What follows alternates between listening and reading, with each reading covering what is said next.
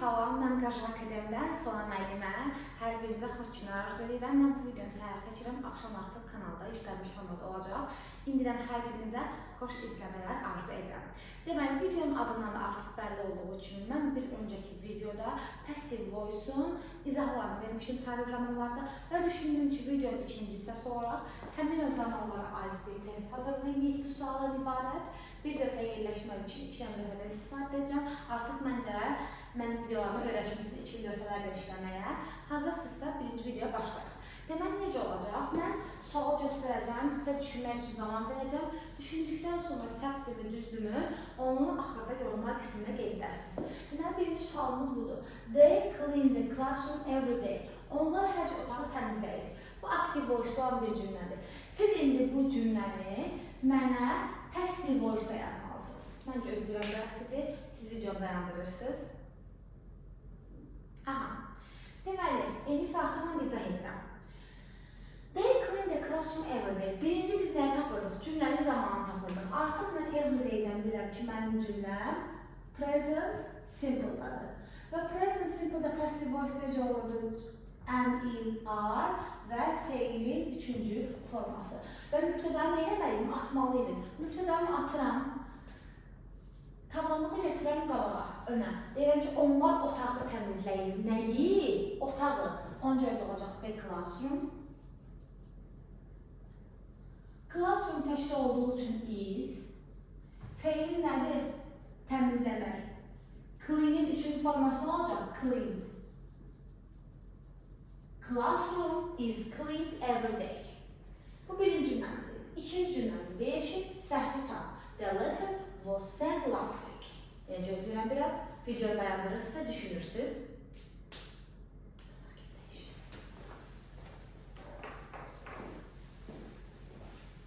Bu qədər vaxt kifayətdir. Bu cümlədəki təkrar was sent hissəsidir. Was-da heç bir problem yoxdur. Niyə? Çünki the letter onsuz təkdədir. Təkdə olduğu üçün was istifadə edəcəm. Amma biz demişdik ki, necə olmalıydı? Was, were və feilin üçüncü forması. Feilin üçüncü formasında send feili, send deyə deyil, sent formasında olmalıydı, t hərfindən. Yəni, the letter was sent last week. Send deyil, okey mi? Bu getdi belə. Keçdik üçüncü sualımıza. The meeting next Monday. Variantlarımız var. A variantı will held, B variantı will be held, C variantı will be hold. Bunu düşünürsünüz.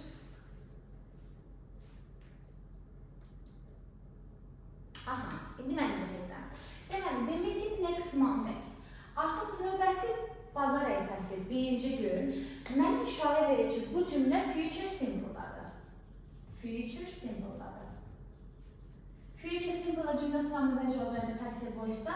Will be feilin üçüncü forması. İndi baxıram, A variantında will held, willin birisi yoxdur, çıxıram. B variantı saxlaram, C variantı saxlaram. Deməli, burada mənim yalnız fərqli olan hissələrim bunlardır.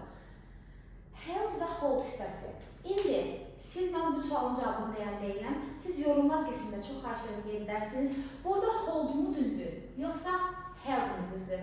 Mən onunla öz səhifəmizdən sizə doğru və yaxud da yanlış olması haqqında cavab verəcəm. Keçdik dördüncü suala. English all over the world. Variantlarımız var. Bu biraz daha çox nəticə deməyəcəm heç nə. Siz yəni düşünürsünüz. Dördüncü suallar artıq. Deməli, burada doğru cavab nə olacaq? Deyir ki, İngilis dili bütün dünyada danışılır. Hal-hazırda, indi danışılır. Ona görə də danışılırdı demərəm, was spoken çıxdım. Qaldım is spoken və is spoken arasında. Spoken tam görünmür. Aha, görünmürmüş, bəşə, tamam. Okey, dostlar, spoken deyilən bir şey yoxdur. Olacaq, doğru var, is spoken. Onsuz English söz təkdəydi, is öz yerində qalmalıydı. Speak, spoke, spoken. Feil üçüncü forması, spoken formasında olmalı idi. Keçid aldıq növbəti lövhəmizə. Beşinci sualımıza deyilir. Which one is correct? Hansı cümləmiz düzdür? Siz buna hər tərəfli baxırsınız. Mən sizə yenə vaxt verirəm.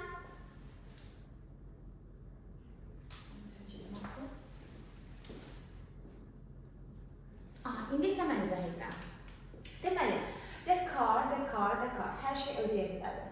Bu hissəni belə bir dairəyə aldım.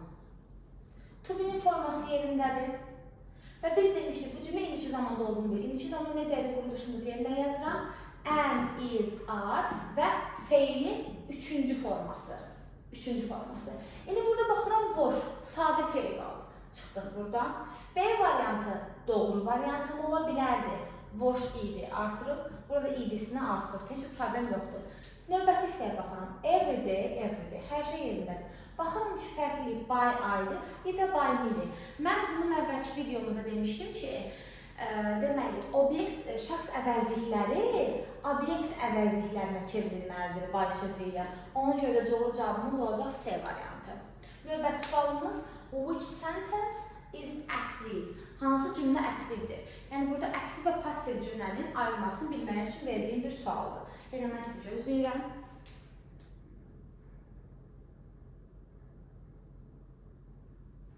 İndi izah edirik. Doğru cavab A variantıdır. Niyə B variantı səhvdir? İzah edin, daha sonra A variantının doğruluğunu sizə danışacaq. B variantı the teacher closed the window. Müəllim pəncərəni örtdü. Aktivisti, çox üzürlər sayın, aktiv cümləni istədə bizdə cavabımız B variantıdır. Çünki burada aktivdir. Ağlım getdi pasivə, sərdancıq pasiv işləyirik. Müəllim pəncərəni bağladı. Müəllim pəncərəni bağladı.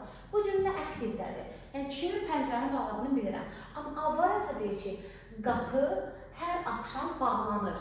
Kim tərəfindən bağlandığı bilinmir. Ona görə bu cümlə pasiv voice-dadır. C variantı ona görə olmur ki, the door is green and wooden. Qapı yaşıldır və taxtadandır. Burada heç bir, necə deyirlər, aktivlik və yaxud da passivlik yoxdur. Sadə bir cümlə quruluşunda olan bir cümlədir. Amma bu cümlədə işi görən, yəni, belə deyək də, subyekt bilinir. 7-ci sual. Sonuncu sual. Which one is the correct structure of the past simple passive? Yəni, past simple'ın passive cümlə quruluşu necə idi? Məncə, bunu artıq gözümüz yumulu bilirik. ING-dən işimiz yoxdur. Çünki məndən past simple'dan gedir. Past continuous'dan söhbət getmir. Had verb 3, past perfect'in cümlə quruluşu heç passivdə deyil. Cavab olacaq C variantımız. İndi siz mənə yorumlardan neçə düzünüz, neçə səhviniz olduğunu qeyd edin. İnşallah düşünürəm ki, hamısını doğru yazmışsa suallar elə çətin deyildi. Sadəcə izah etdiyim mövzunun balaca bir quizini elədik, belə deyək. Özünüzdən müğayyət olun. İnşallah növbəti videolarımızda görüşmək ümidi ilə. Sağ olun.